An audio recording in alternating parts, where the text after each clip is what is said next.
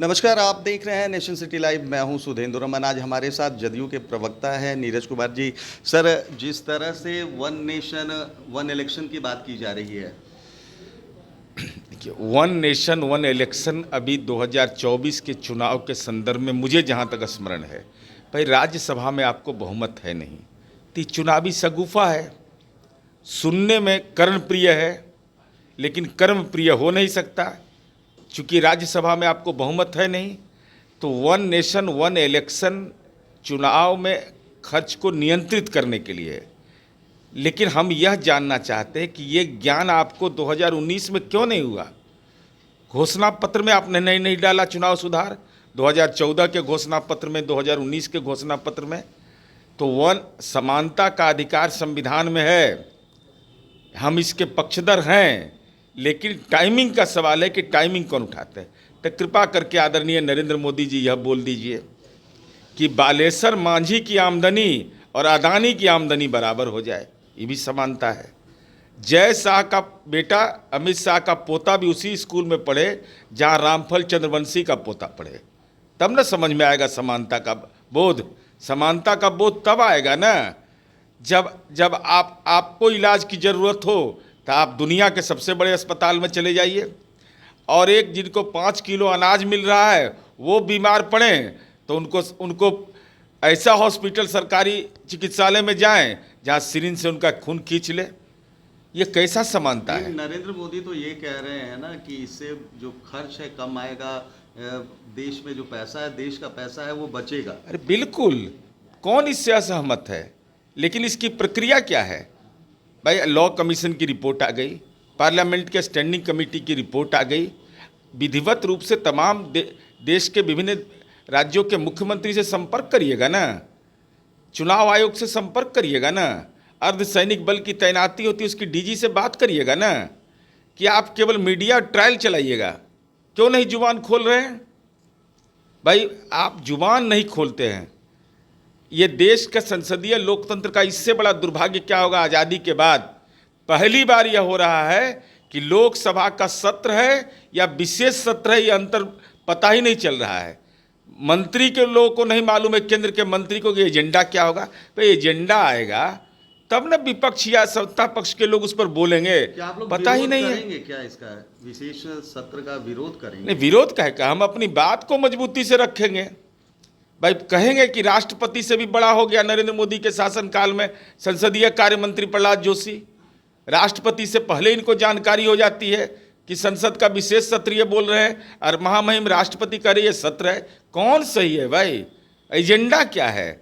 माने वहाँ रामायण पढ़ा जाएगा कि भगवत गीता पढ़ा जाएगा, वहाँ एकात्म मानवतावाद पढ़ाइएगा, क्या करिएगा? बीजेपी कहीं डर तो नहीं गई आपके गठबंधन इंडिया से? नहीं, भारतीय जनता पार्टी को चूंकि 2019 में किए गए वायदे जो हैं, अब कहाँ है वायदा? वो 60 साल से ऊपर के किसानों को पेंशन देंगे, तो सवाल तो हम पूछेंगे।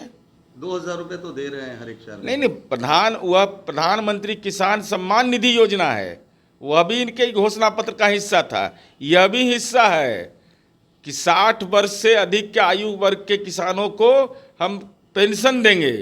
तो पेंशन कहाँ दिए सो पूछेंगे। यह पूछेंगे कि अग्नि भारत माँ का सपूत अगर शहीद हो जाएगा तो आप उसको अनुकंपा का लाभ नहीं दीजिएगा, और एक सरकारी कर्मी की दुखद मौत होगी उसको सरकार के नियमों के अनुसार मिलेगा अनुकंपा का लाभ। ये तो भारत माँ के सपूत के प्रति अन्याय होगा। ये सवाल तो हम पूछेंगे। सवाल तो हम ये पूछेंगे कि ये 75,000 करोड़ का जो मनी का रोटेशन हुआ है मॉरिशस से लेकर के दूसरे देशों से, जिसमें कि केंद्र सरकार उसके दायरे में आ रही है, ये किसका पैसा है? ये पैसा कहाँ गया? ये देश की जनता की गाढ़ी कमाई कहाँ गई?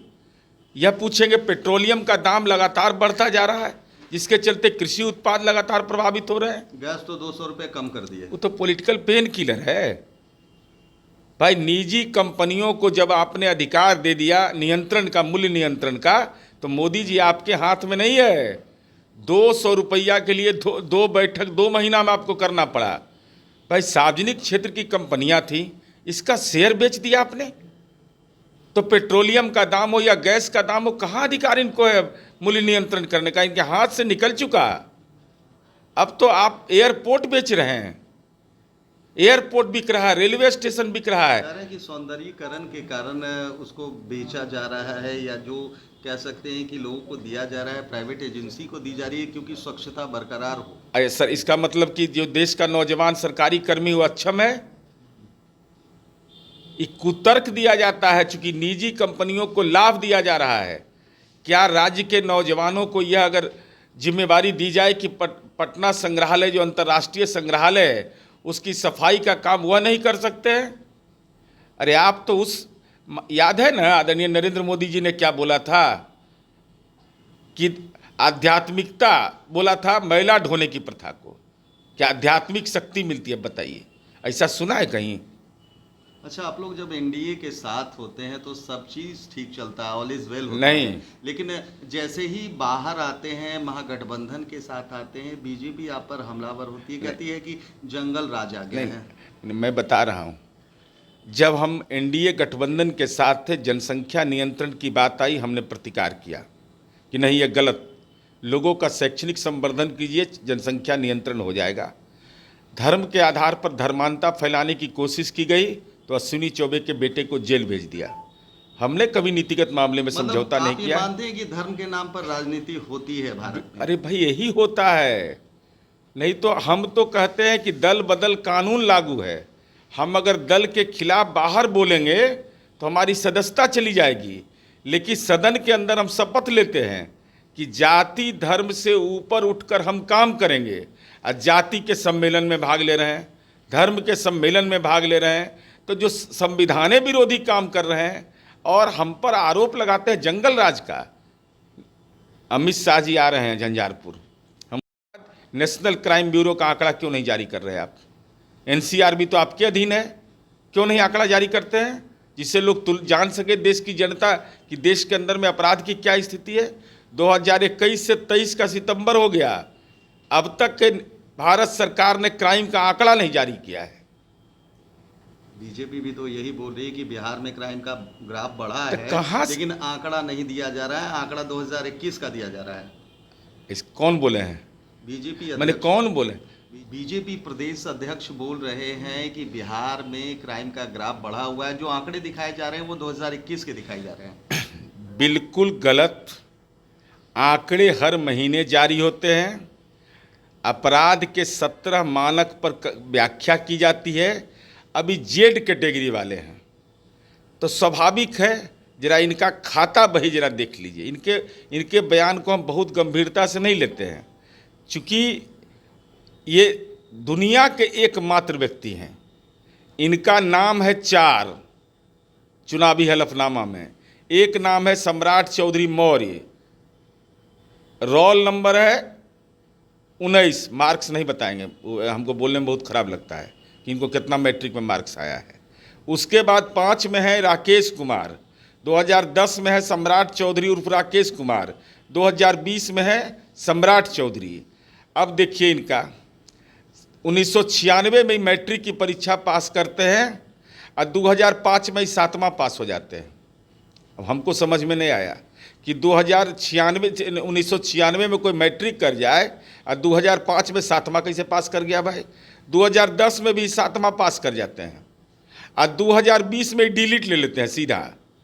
मैट्रिक से 7वां और 7वां से डिलीट का सफ़र है, मतलब डिमोशन से फिर प्रमोशन। नहीं, ये गंभीर। और अभी और कुछ है, नाम तो बताए ना, ये तो इनका बताए डिग्री। अब चलिए, सम्राट चौधरी 96 में है 15 साल के और 2005 में है 26 साल के और 2010 में ये 28 साल के हो जाते हैं। 2 साल बढ़ते हैं।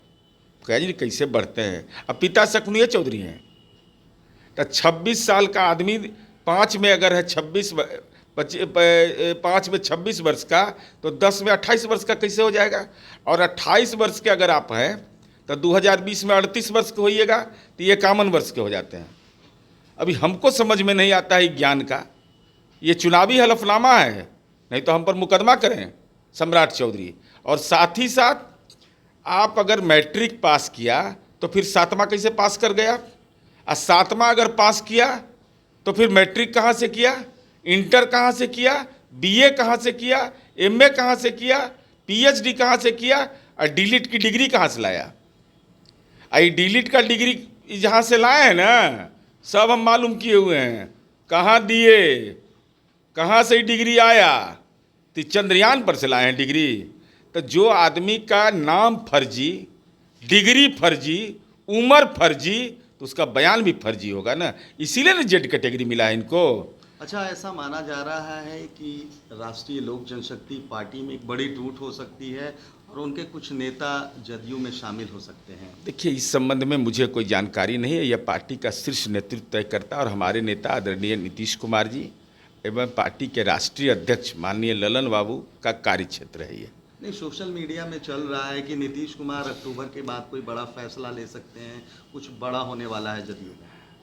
अरे जदयू तो सब दिन बड़ा करता है, हम बड़ा किए, हमको क्लाइमेट लीडर का हमको उपाधि मिला कि नरेंद्र मोदी को मिला है। नीतीश कुमार से कोई प्यार करे या घृणा करे, इनकार कैसे कर देगा? नीतीश कुमार को बीजेपी अध्यक्ष हमेशा कहते हैं कि कुटिया बनवा देंगे कल्याण बिघा में। अरे अब इनको, अच्छा इनको बेचारा सरस्वती शिशु मंदिर में नाम न लिखवा दीजिए। ये बेचारा मैट्रिक के बाद 7वां पास कर गए, बताइए ना। हम तो एकदम हम जन्माष्टमी में पूजा में गए और वहाँ माँ सरस्वती एकदम आँख से आंसू गिर रहा था। अब माँ सरस्वती कह रहा थे कैसा सनातनी है ये, कहाँ से वो पगड़ीधारी आ गया है, इसका डिग्री जाली है, नाम में जालीपन है, उम्र में जालीपन है। इतना रो रही थी तो हम कहे हे माँ दया करो, इसने जो पाप किया है वो खुद भोगेगा, इसलिए दया करिए माँ सरस्वती ऐसे लोगों पर। उनके दोनों आँख से लगातार जन्माष्टमी के दिन आंसू गिर रहा था। अब माँ सरस्वती कह रही थी कि हमारा इतना बड़ा अपमान किसी ने नहीं किया था कि 10th पास करके, मैट्रिक पास करके 7वां पास कर जाए। ये भाजपा का है चरित्र, इसको प्रदेश अध्यक्ष बनने का अधिकार है। अब ये टिप्पणी करता है माननीय मुख्यमंत्री नीतीश कुमार जी के खिलाफ। ये कैसा वैचारिक नजरिया है यह?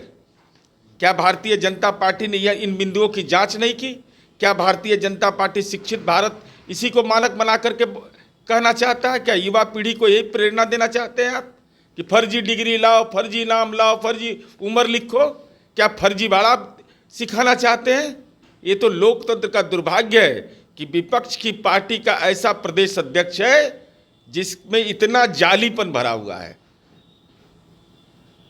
तो ये थे जदयू के प्रवक्ता नीरज कुमार जी। उन्होंने साफ तौर पर एक आंकड़ा दिया है, मैं आपको दिखाऊं कि जिस तरह से उन्होंने ये आंकड़ा बताया है। जो बीजेपी के प्रदेश अध्यक्ष हैं सम्राट चौधरी के शैक्षणिक योग्यता पर उन्होंने प्रश्न चिन्ह खड़ा किया है। और आप देख सकते हैं कि 1996 में मैट्रिक की परीक्षा दी थी और उस समय उनकी उम्र 15 वर्ष थी। 2005 में राकेश कुमार के नाम से 26 वर्ष। तो ये सारे आंकड़ों के साथ उन्होंने कहा है कि जो बीजेपी के प्रदेश अध्यक्ष हैं बहुत बड़ा जो शैक्षणिक योग्यता के साथ बहुत बड़ा फर्जीवाड़ा कर रहे हैं। फिलहाल तमाम हमारी ऐसी खबरों को देखने के लिए आप देखते रहिए नेशन सिटी लाइव।